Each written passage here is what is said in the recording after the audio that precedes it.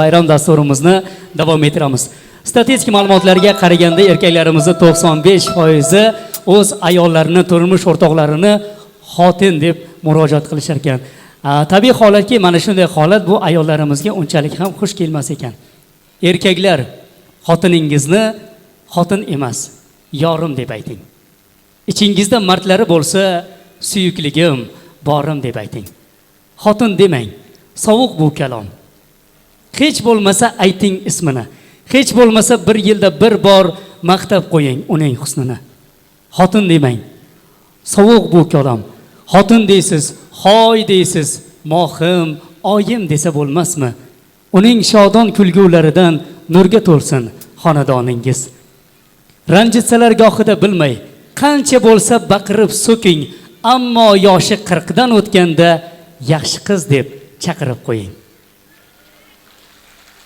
Barcha aziz mehmonlarimizga yaxshi kayfiyat tilagan holda fayzli onlarimizni davom ettiramiz. Barcha erkaklarimiz vaqtiga, ayollarimiz sog' omon bo'linglar. Mana shu barcha erkaklarimizni yaxshi natijalarga erishtasiz. Ayollarimizni hissalaringiz, ayniqsa onajonlarimizning hissalari juda ham katta.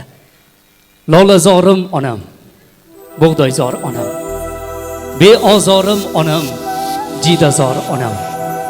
Mening yo'llarimda ko'zlari tolgan, menga mushtoq onam, menga zor onam. Kelsam choyim damlab, dasturxon solib, borini to'kadi erkalab suyib, dardini aytmaydi, dardimni olib, yulduz onam mening, oy ruxsor onam. Qarang ko'zlarimda boqadi ko'zi, qarang beshigimda qo'llarin izi, mening yig'loq ko'nglim onamni o'zi. Salobatli onam, serviqor onam. Sog'intirganimga kechiring ona, og'rintirganimga kechiring ona.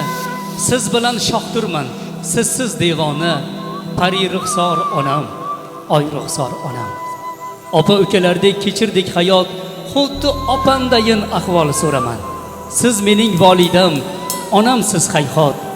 Men sizni juda ham yaxshi ko'raman. Onajonlarimizning umrlari uzoq bo'lsin.